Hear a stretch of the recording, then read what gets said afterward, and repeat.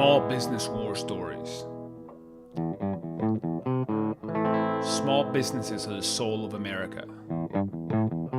And this is where they tell their stories. I am your host, Pablo Fuentes. Hey, lovers of small businesses and good stories in general. Welcome to today's episode of Small Business War Stories. And today is the fourth of our 4 episodes we're doing this week that are flash episodes. They're much quicker episodes, about 20 minutes each, talking about different things that are important to small businesses. And today I sat down with Ben Niffen, and he is the president and COO of Linked Selling. And we talk about a lot of different things and lessons that he's learned from leading a small business forum on LinkedIn.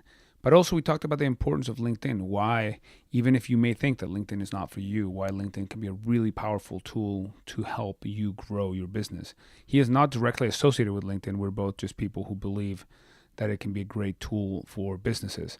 And we kind of discuss how to engage with other people and a few other things too. It's a quick episode, 20 minutes.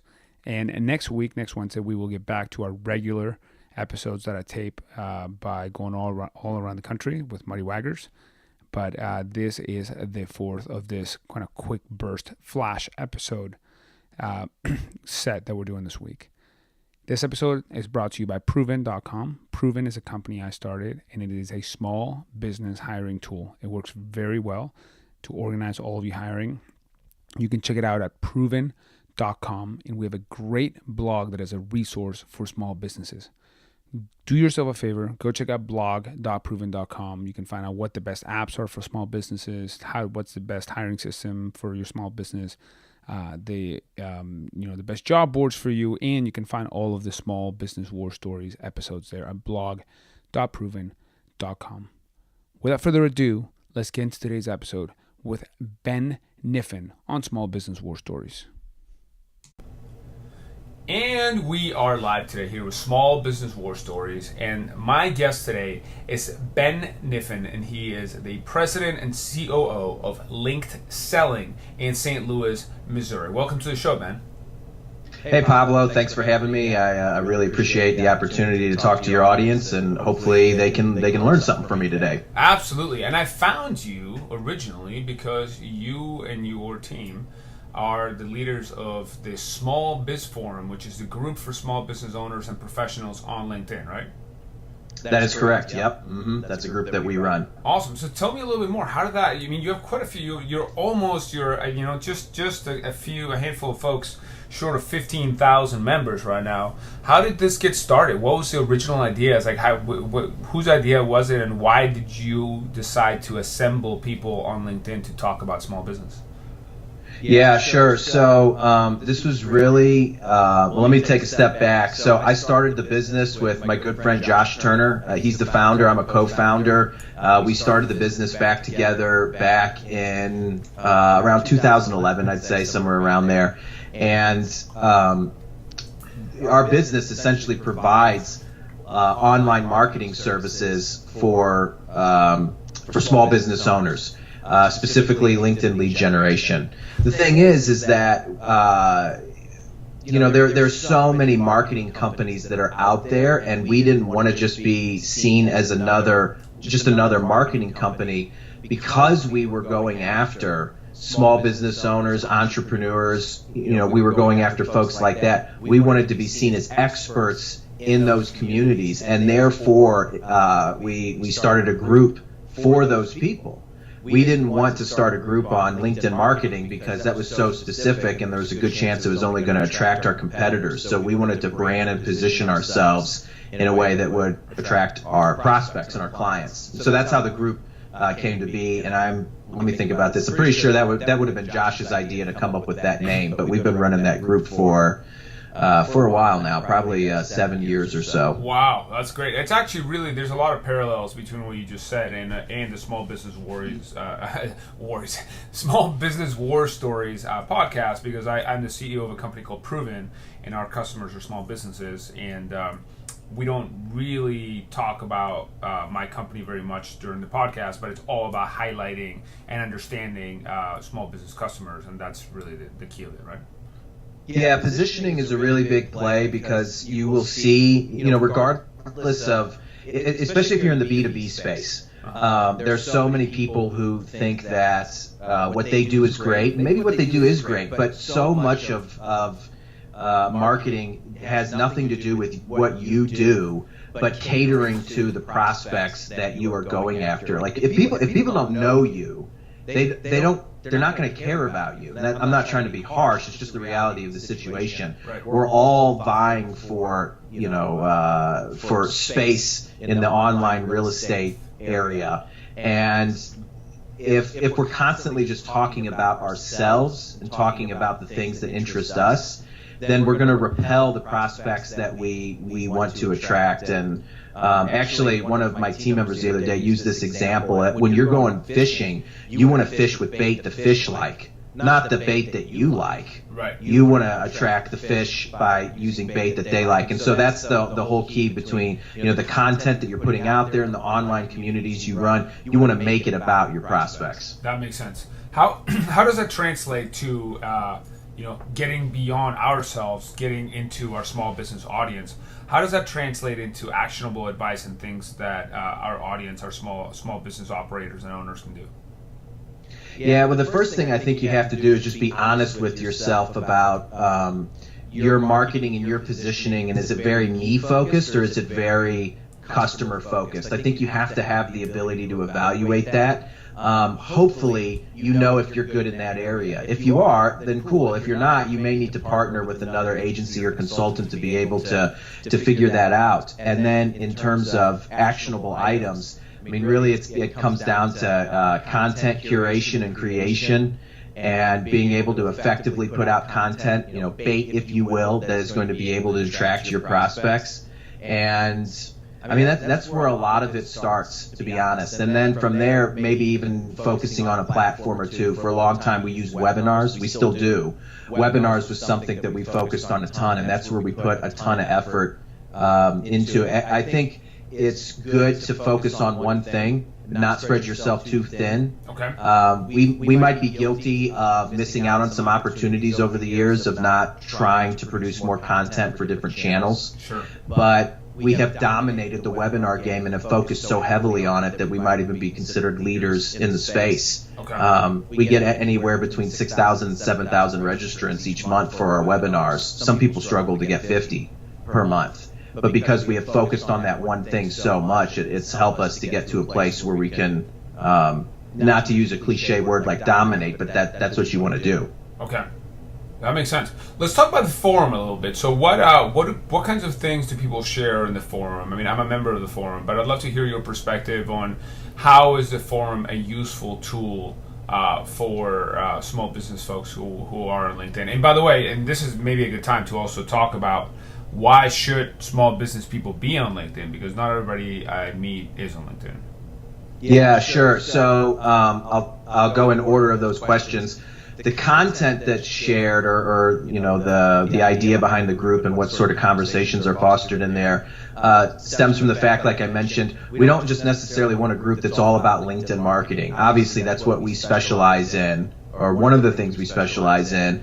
But if we're going to attract small business folks, then we need topics that are going to entice these folks and hook them, and not just look like we're promoting our business. Link Selling is promoting their business left and right. So, we just happen to know, because we're entrepreneurs and small business owners ourselves, what these people care about. Marketing related content, sales related content, best practices for each. We might talk about at length using channels like Twitter and Facebook and YouTube, and some of those we may do well, and some of them we may not do well.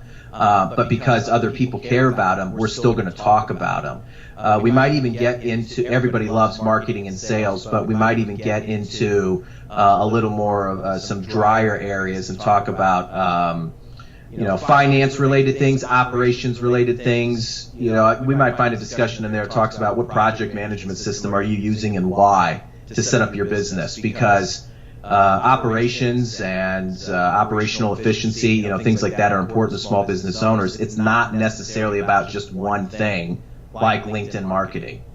And now to speak to the second question, which I think you were saying, like, why is it important to be on LinkedIn? From a marketing standpoint, your goal as a marketer, whether that's a marketer as a business owner or director of marketing at a company, you're obviously trying to gain access to as many customers as possible, or really to create the relationships that are going to move your company forward. So you might be a company you might be a small business consulting firm. You're looking for small business owners who you can have sign up for your consulting services. Those folks are all over LinkedIn. You'll be able to find customers left and right, and it's just such a massive pool of people in the way that LinkedIn system is set up. Sure, it's very easy to identify who it is that you need to go after. But let me ask you a quick question there in between. So yeah, go ahead. That makes sense for a lot of businesses. But let's say, to play devil's advocate for a second, that somebody who is a leather worker, or somebody who is runs a record shop, or somebody who is making action movies. Why do they need to be on LinkedIn? That is kind of going one step further, right? Yeah, that's a great question. So the second piece to this is what you're giving an example of is businesses who are not necessarily going to find their clients on LinkedIn. The first thing you said was a leather worker. Right. Like, I don't think that guy's selling any pieces to anybody on LinkedIn. But what he might be able to do is, I'm just making stuff up here, but maybe this person is a designer and he makes a belt and it's a really great belt and he wants to figure out how to mass produce this belt. He might be able to find a distributor, a manufacturer. So again, he's not looking for clients necessarily, but he is looking for the relationships that will be able to take his business to the next level. Maybe you're an independent record store, because you mentioned a record store, and you want to be able to make contacts with independent record labels so you can offer music that a lot of other stores don't, or a lot of other places that sell maybe digitally or online don't necessarily have readily available to their customers. But you do, because you've created a relationship with a record company, and you can find all this on LinkedIn. Because the way the platform is set up is just very, very easy to use their search filters to find the folks that you need to find, essentially. Yeah, no, I completely agree, and I'm a big advocate of it. And the reason I was posing that question is I wanted to hear your perspective on it. I 100% agree. Even as a as a podcaster, a lot of times I do find a lot of people that can be very helpful through LinkedIn, and then the more types of people you connect with. So if let's use an example of a leather worker. If you only connect with people who also are in the leather industry, that's somewhat beneficial. But if you connect with all kinds of other different people that can maybe help you with like growing your Instagram account, people who can help you, like you said, with distribution, the broader your types of contacts. If you connect with 200 leather workers, that may not be as useful as you connect with only 50 and then 50 other people, and create batches for other areas of interest, right? Yeah, that's right. I mean, you have to decide for yourself what are the most important relationships. We teach processes. We have several online programs that we offer, teaching people how to use LinkedIn and other channels to generate leads. But really what it comes down to, like I said, is what are the important relationships for your business? Some people may answer that question saying the most important relationships are ones with clients that I can sell my services to. Cool, there's nothing wrong with that. But at the same time, that may not be the case for your business, and so you just pull back one step and say, hey, what are the best relationships I can make? And I'll give another example. Let's say you're a loan officer. It's going to be very difficult for you to connect on LinkedIn with people who are getting ready to buy a house. You're just not going to know who those people are. But what you can do is build up a referral network of real estate agents who can refer that business to you. So it's just a way to position your work on LinkedIn in a way that's going to benefit you. It's not always connecting with your end user or the direct consumer of your product or service. That makes sense. Let's talk a little bit about, so you guys have been running Link Selling now for, November of 2011. So that's going to be coming up on 7 years now? Yeah.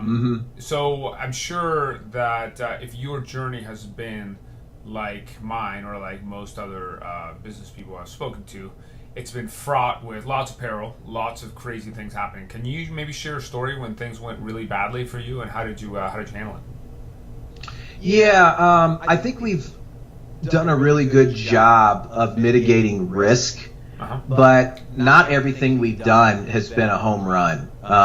For those people who know our story really well, we're a 2-time Inc. 500 recipient. We've doubled or tripled our business every single year that we've been in business, but along the way, there's definitely been times where we have taken on projects or we've gotten into specific endeavors and it just hasn't went well. I wouldn't say that it was super tough.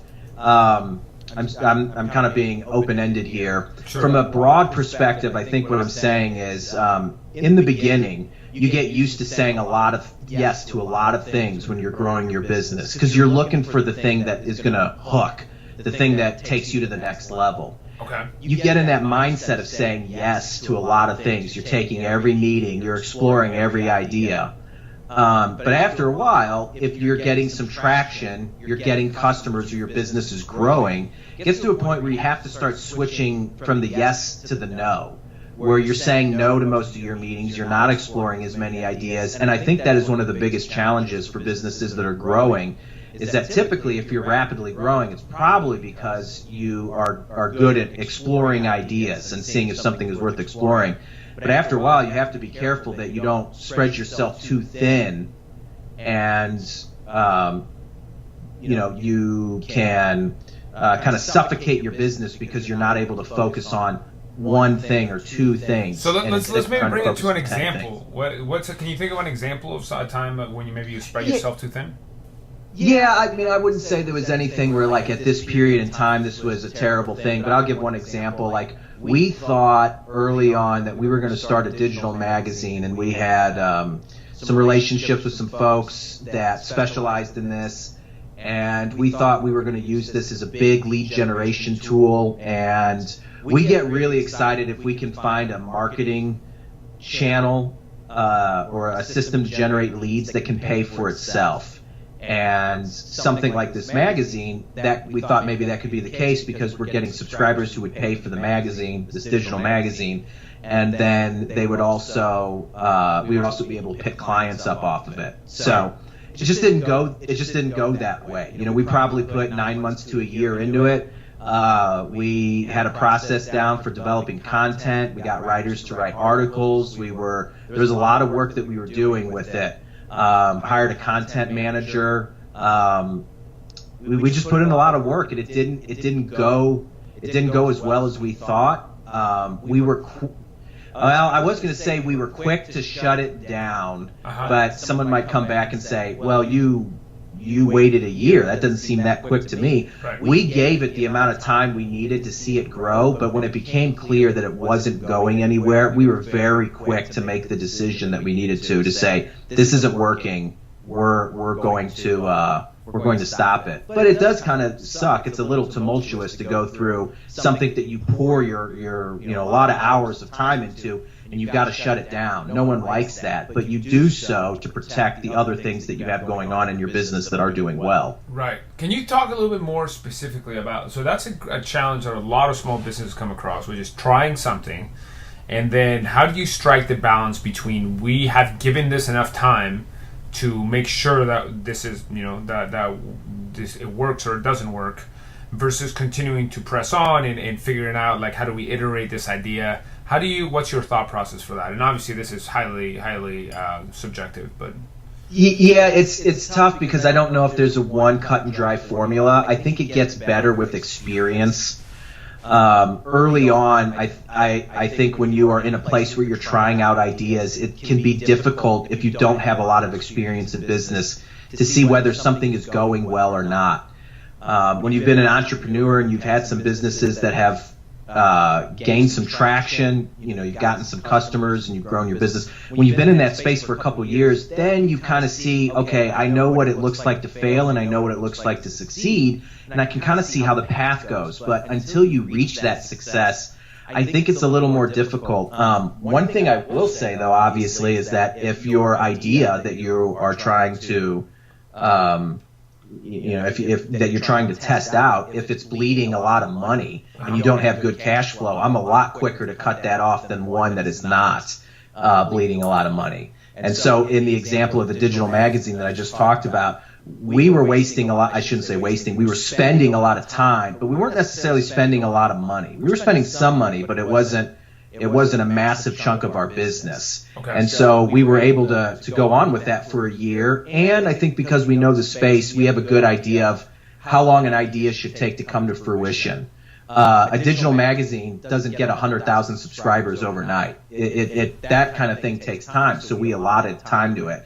Whenever we explore a new marketing channel and we're throwing $10,000, $20,000, $50,000 at it, we're not going to do that for months on end and constantly lose money and wait a year to see if it's going to pan out. So you have to be able to adjust accordingly to how much you're investing, how much money you're investing, and then just playing off your experience on how much you've gained, how much knowledge you've gained over the years. So I guess that is also somewhat dependent on your particular financial situation of your business. If your business is throwing off lots of cash in other areas, you can probably afford to have longer testing periods for new ideas, right? Yeah, absolutely. I mean, I have a buddy who I'm sure a lot of people are familiar with the whole Amazon products model, where outsourcing products from China, or maybe you're creating your own label, private label, and getting products created and then having Amazon sell them. One of my buddies is doing that with a partner who they got some money to spend. And they know this, and they're okay with that. They know that they have, they might spend $5,000 or $10,000 in a given area, and it doesn't go well. But also, that's $5,000 to $10,000 worth of education that they're getting. Now, some listeners may hear that and think $5,000 to $10,000. That's an insane amount of money. And other people may hear that and think, yeah, it's not bad. $5,000 to $10,000. You see if it works, and if it doesn't, you move on. It's kind of relative to where you're at in your journey. That makes sense. Before we wrap up, do you want to talk a little bit about linked selling and what you guys do?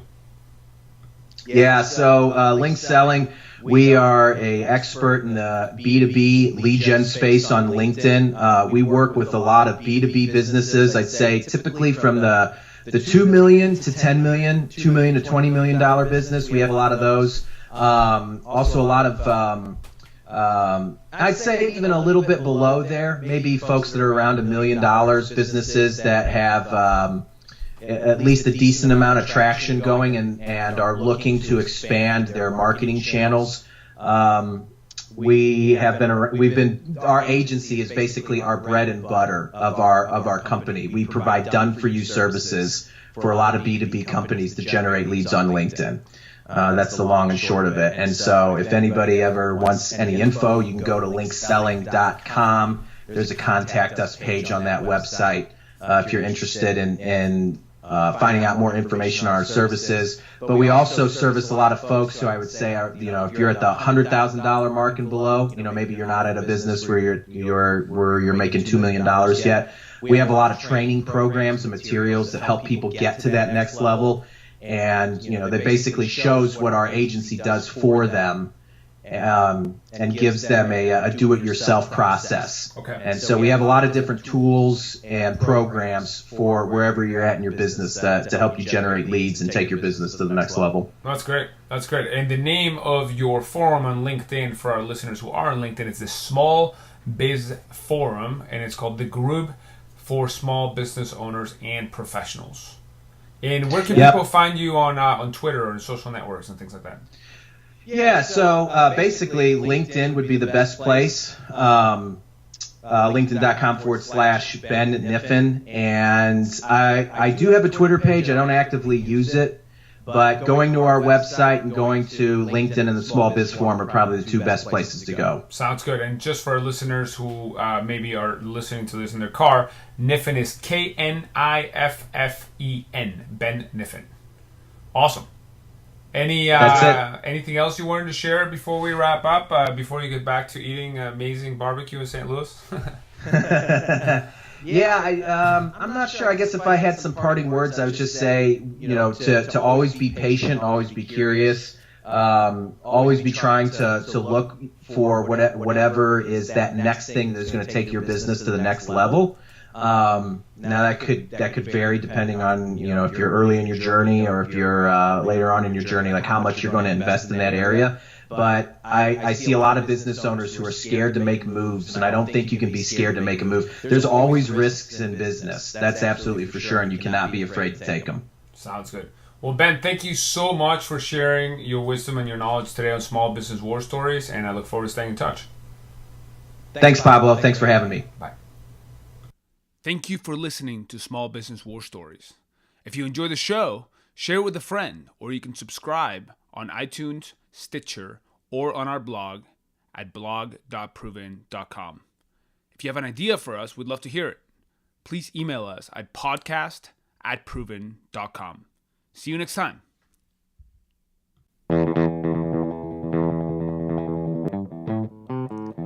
Small Business War Stories.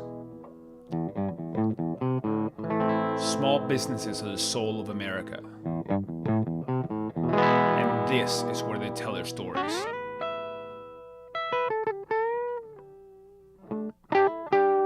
I am your host, Pablo Fuentes.